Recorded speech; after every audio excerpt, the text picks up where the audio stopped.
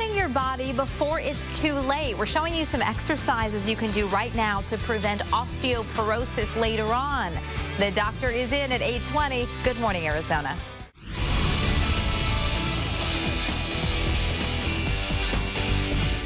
April, thank you. Osteoporosis can affect anyone, but there are people who are more at risk than others. May is National Osteoporosis Month, so we are going to be learning some great lifestyle modifications that can help us all build up our bone strength, or at least preserve it.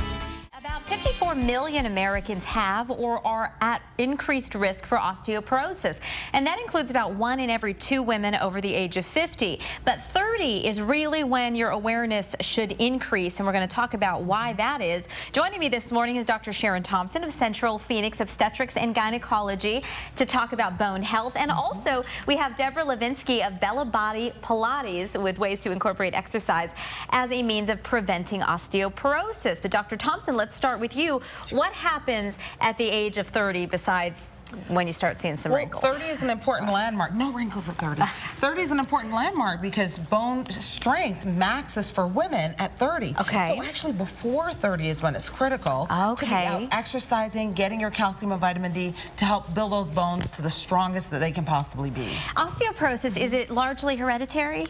There is a familial association with osteoporosis, so you want to look at the women in your family in terms of their bone health, but age is a huge factor. Getting older increases your risk, being female increases your risk. Wow. 2 big risk factors. We want to put up a graphic so we can look at as some of the factors that really do influence osteoporosis, and these are the risk factors that you want to address. And even body size, being smaller, I guess it would make sense that the bones could potentially be weaker. Exactly. This is one area where having more mass, carrying more weight, builds stronger bones.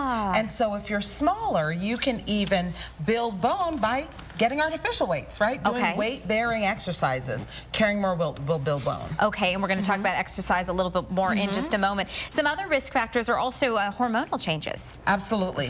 Estrogen loss as women age is a big risk factor for osteoporosis. So we see after menopause a big increase in thinning bones. You know, a lot of people are cutting dairy out of their diet, and I imagine that that's a big source of calcium. So absolutely. Do you suggest maybe a supplement?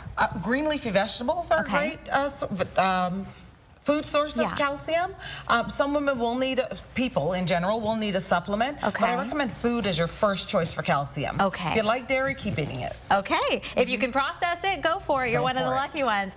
Debbie, you have Bella Body Pilates in Moon Valley. Pilates is such a great form of exercise for those viewers maybe who are not real familiar with it.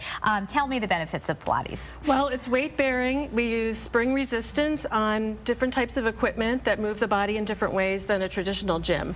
And it was invented in the early 1900s by Joseph Pilates, and it's really caught on in the last 20 years. And it's really low impact. It's extremely effective, but low impact, so even if you're working through an injury or maybe you're not able to run or have a real strong or a lot of shock on your body, this is really a great way to work out. It can be, absolutely, because one of our goals is try to build your core. So we build from the inside out, where a lot of more traditional exercise that people are aware with are more from the outside in. So give me an example of a Pilates move. Well, just on the spot.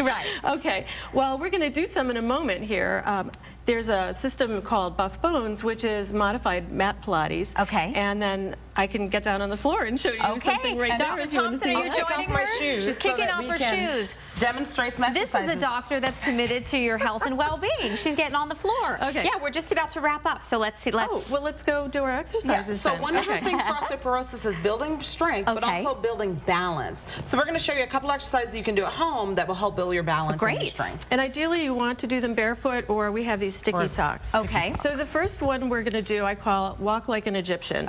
So Dr. Thompson is going to put one foot in front of the other, and she's going to stand and hold her balance. To make it more difficult, she can close her eyes. Great. Yes, it's a very narrow base. And then she'll switch feet. And one side is always different than the other. And we are about out of time. You want to show you one more thing as we're getting ready to go to break? Want to do the lean? We could do the. So this one is part of the heel lift series. So leaning back and forth from the ankle builds ankle stability.